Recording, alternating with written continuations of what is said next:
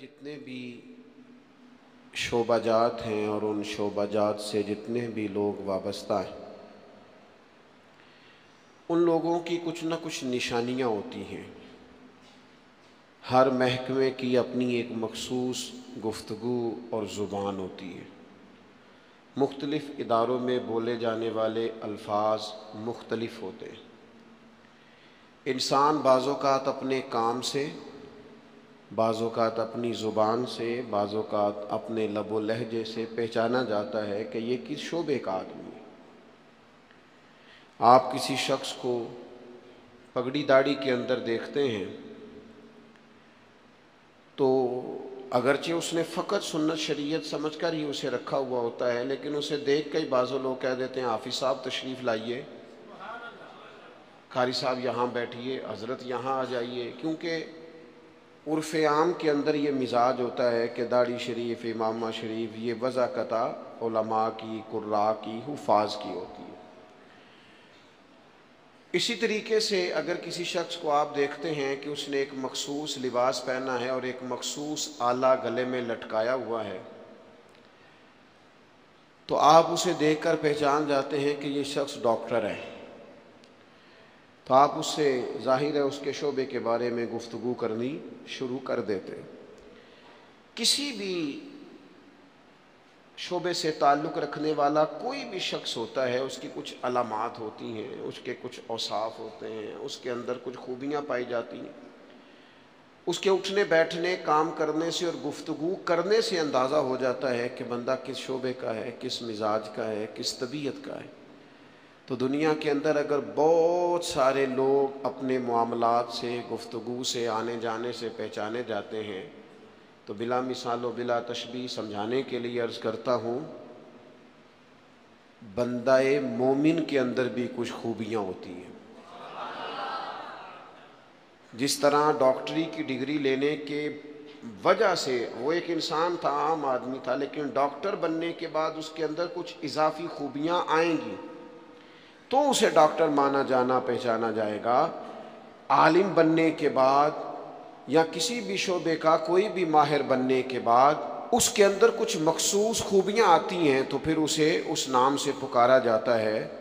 یاد رکھیے گا میرے عزیز، عام بندہ، عام انسان جب مسلمان ہو جاتا ہے، جب مومن ہو جاتا ہے، کلمہ پڑھ لیتا ہے، اللہ رسول پر صدق کے دل سے ایمان لاتا ہے، اس کے اندر کچھ علامات پیدا ہوتی ہیں، اس کے اندر کچھ خوبیاں آتی ہیں، اس کا اٹھنا بیٹھنا، بات کرنا وہ بدل جاتا ہے۔ وہ جب کسی اچھی چیز کو دیکھتا ہے تو ماشاءاللہ کہتا ہے، سبحان اللہ کہتا ہے۔ وہ کسی چیز پر شکر ادا کرتا ہے تو الحمدللہ کہتا ہے۔ وہ جب بات چیت کرتا ہے تو اس کے لفظوں، جملوں، بات کرنے کے انداز سے محسوس کیا جا سکتا ہے کہ بندہ مسلمان ہے، مومن ہے۔ تو صاحب ایمان شخص وہ اپنی علامات سے پہچانا جائے گا، اگرچہ صبح قیامت تو یہ دیکھا جائے گا کہ اس کے اندر ایمان کتنا تھا، گہرائی کتنی تھی، لیکن روزمرہ کے معاملات کے اندر اسے خود بھی سمجھنا چاہیے، خود بھی اپنا اسے محاسبہ کرنا چاہیے کہ میرے اندر ایمانداری کتنی ہے اور میں مومن کتنا ہوں، اس بات پر اسے غور کرنا چاہیے۔ قرآن مجید کی مختلف آیات کے اندر اللہ تعالیٰ نے صاحب ایمان لوگوں کی علامات کو اور نشانیوں کو بیان فرمایا ہے۔ آپ سورہ بقرہ پڑھیں گے تو ھدی للمتقین الذین یؤمنون بالغیب ویقیمون الصلاۃ ومما رزقناہم ینفقون، یہ علامات صاحب ایمان کی بیان کی۔ سورہ مومنون کے آغاز میں اللہ تعالیٰ نے صاحب ایمان لوگوں کی علامات کو بیان کیا، مختلف جگہوں پر مختلف انداز میں۔ قرآن حکیم کے اندر صاحب ایمان لوگوں کے تذکروں کو اللہ کریم نے بیان فرمایا۔ میں نے سورہ انفال کا ایک مقام آپ کے سامنے تلاوت کیا ہے۔ ان آیات کے اندر اتر کر، ان کی گہرائی میں غور کر کے، اور ان آیات کے اندر اللہ تبارک و تعالیٰ نے جو انداز کریمانہ اپنے کلام میں اختیار فرمایا ہے، اور جس خوبصورت پیرائے میں اور جس خوبصورت ترتیب میں اور جس حسن معنوی کے ساتھ قرآن مجید نے بندہ مومن کی شانوں کو بیان فرمایا ہے، اس پہ ذرا اتر کر دیکھیں، اس کا ذرا کیف لے کر دیکھیں۔ فرمایا انما المؤمنون الذین اذا ذکر اللہ وجلت قلوبہم، فرمایا بے شک ایمان والے تو وہ لوگ ہیں جب اللہ کا ذکر کیا جاتا ہے تو ان کے دل ڈر جاتے ہیں. وجلت قلوبہم، اللہ تعالیٰ کے جلال کے ساتھ ان کے دل ڈرتے ہیں، ہیبت زدہ ہو جاتے صرف اللہ کا ذکر کر دینے سے ہی.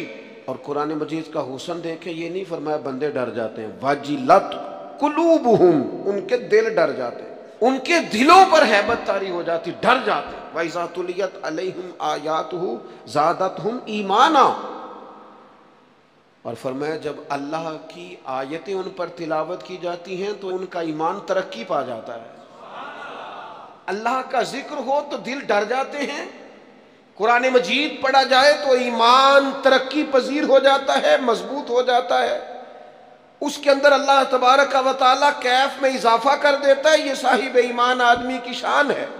اور فرمایا یہ لوگ کون ہیں؟ وَعَلَىٰ رَبِّهِمْ يَتَوَكَّلُونَ، یہ وہ لوگ ہیں جو بھروسہ اپنے رب پر کرتے ہیں، ساری امیدیں ساری آرزویں اپنے مالک سے وابستہ کرتے ہیں. ان کا سارے کا سارا اعتماد اپنے مالک کریم پر ہوتا ہے. یہ مومنوں کی شان ہے. اور پھر ارشاد فرمائے الذین یقیمون الصلاۃ ومما رزقناہم ینفقون، یہ وہ لوگ ہیں جو نماز قائم کرتے ہیں اور جو کچھ ہم نے انہیں دیا ہے اس میں سے اللہ کی راہ میں خرچ کرتے ہیں.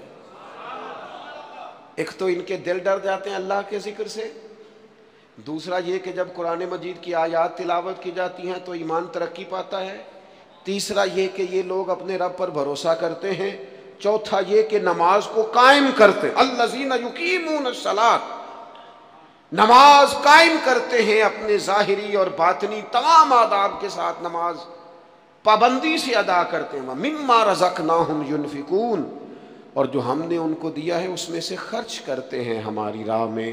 اللہ کریم نے فرمایا یہ جو 5 علامتیں ہیں، 5، اللہ تعالیٰ کا ذکر ہو تو دل ڈر جائے، وَإِذَا تُلِيَتْ عَلَيْهِمْ آيَاتُهُ زَادَتْهُمْ ایمانا، قرآن پڑھا جائے تو ان کا ایمان ترقی پا جائے، وَعَلَىٰ رَبِّهِمْ يَتَوَكَّلُونَ، اپنے رب پر بھروسہ کریں.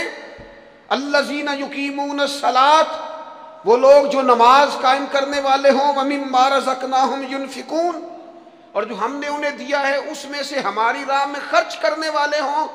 فرمایا جن لوگوں کے اندر یہ 5 علامتیں پائی جائیں گی، اولئک ھم المؤمنون حقا، فرمایا یہ سچے مومن ہیں.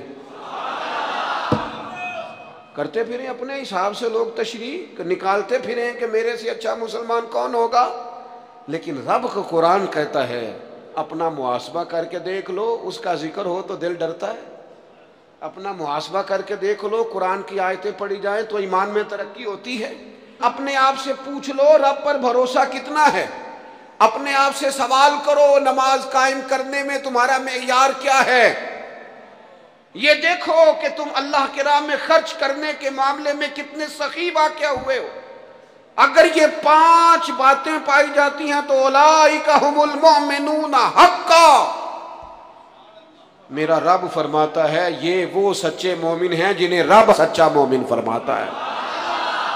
یہ اللہ کا فیصلہ ہے کہ اولئک ھم المؤمنون حقا، یہ سچے مومن ہیں، یہ سچے مومن ہیں، یہ سچے مومن ہیں. اللہ کہتا ہے یہ ہیں جو میں تمہیں بتا رہا ہوں، یہ ہیں میرے بندے، یہ سچے مومن. یا اللہ تو انہیں کیا دے گا، کیا عطا کرے گا جب تو کہہ رہا ہے کہ اولئک ھم المؤمنون حقا، یہ سچے. یہ قرآن مجید کا مزہ تو لو یار کتنا زیادہ ہے. یہ سچے مومن ہیں، یا اللہ تو کیا دے گا انہیں. فرمایا لہم درجات عند ربہم، ان کے درجے ان کے رب کے پاس ہیں. اس کا ایک معنی مفسرین نے یہ کیا ہے، یہ جو کہا نا لہم درجات عند ربہم، ان کے درجے ان کے رب کے پاس ہیں. مالک فرماتا ہے اس کا ایک معنی مفسرین نے یہ کیا، یہ تو تمہیں قیامت میں پتا چلے گا کہ رب انہیں کیا کیا عطا فرمایا. لہم درجات عند ربہم، تمہیں کیا بتائیں اللہ انہیں کیا دے گا، ان کے درجے ان کے رب کے پاس ہیں. اس نے لکھ دیا ان کا اجر، طے کر دیا ان کا انعام۔ ان کے لیے مالک کریم نے اپنی رحمت سے فیصلے کر دیے کرم والے۔ ہاں تم اگر دنیاوی طور پر دیکھنا چاہو،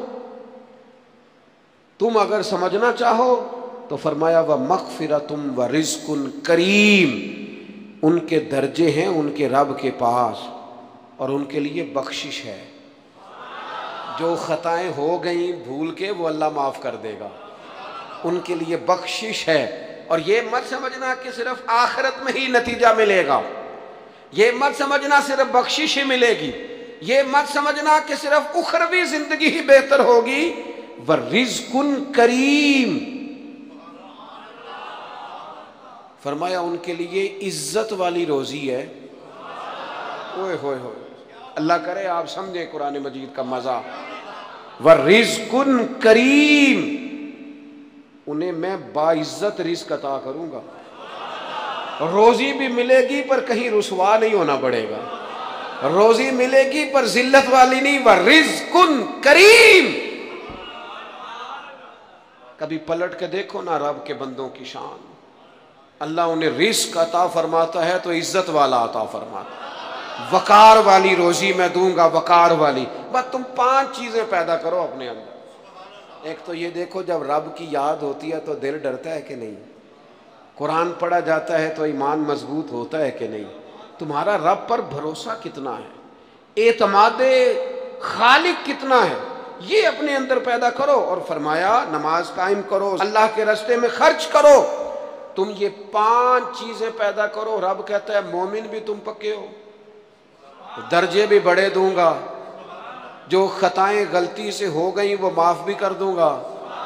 وَرِزْقٌ کریم، روزی ملے گی عزت والی۔ یہ کامل مومن کی نشانیاں قرآن مجید سورہ انفال میں بیان۔ ہم نا بعض ایسی چیزوں کا آہستہ آہستہ شکار ہوتے جا رہے ہیں جن میں ہمیں انتہائی زیادہ سمجھداری کی ضرورت ہے، معاملہ فہمی کی ضرورت۔ بندہ مومن کیا ہوتا ہے، اس کی علامتیں ہوتی ہیں، اس کی شانیں ہوتی ہیں۔ مومن کا ایک اپنا وقار ہوتا ہے، اس کی اپنی ایک الگ وزاداری ہوتی ہے، اس کا ایک اپنا اللہ تبارک و تعالیٰ نے سٹیٹس بنایا ہوتا ہے۔ ہمیں اپنا معیار قائم کرنا چاہیے، اور معیار وہ قلب سے قائم ہوگا، وہ روح سے قائم ہوگا، وہ باطن سے قائم ہوگا۔ بندہ مومن کا مقام سب سے پہلے اسے خود پتہ ہونا چاہیے کہ میرا توکل کتنا مضبوط ہے، اسے خود پتہ ہونا چاہیے۔ مجھے نہیں پتا آپ میں سے فجر کس کس نے پڑھی ہے، مجھے تو اپنا پتہ ہے۔ یہ ہمیں خود پتہ ہونا چاہیے کہ ہمارا معیار کیا ہے نماز کے معاملے۔ میں نہیں جانتا آپ کی جیبوں میں کتنا ہے اور آپ کتنا اللہ کی راہ میں خرچ کرتے ہیں، یہ بندے کا رب سے رشتہ ہے، یہ آپ جانے، آپ کا خدا جانے، میں جانوں، میرا رب جانے۔ اللہ کی ذات پر بھروسہ کتنا ہے، یہ لوگوں سے نہ پوچھتے پھریں، لوگوں کو نہ بتاتے پھریں، یہ تو دل کا معاملہ اپنے آپ سے پوچھیں، اپنے آپ کو خود اپنے سامنے کھڑا کریں، اپنا حساب خود کریں، اپنے سے کبھی کبھی سوال و جواب کریں، اپنے سے گفتگو کریں۔ پر کیا کریں، ہم ساری زندگی اپنا دنیاوی معیار ہی ٹھیک کرتے رہے، اپنے پیسوں کا حساب ہی لگاتے رہے، گھر مکان گاڑی سٹیٹس آنا جانا سلام دعا کتنی ہے، یہ ساری چیزیں جن لوگوں کی مضبوط ہیں نیند ان کی کچی ہے۔ دنیاوی سٹیٹس جتنا لوگوں کا مضبوط ہے سوچیں ان کی ٹوٹی ہوئی ہیں، نظریات بکھرے ہوئے ہیں، لفظوں اور جملوں میں کمزوری ہے، باتیں جو ہیں وہ محسوس ہوتا ہے کہ ابھی تک یہ بندہ اطمینان ہی نہیں حاصل کر سکا زندگی میں، ابھی تک کوئی گفتگو پکی نہیں، کسی بات میں وزن نہیں، کسی جگہ ٹھہراؤ نہیں، کب ہوگا؟ رب کہتا ہے پہلے اپنے دل سے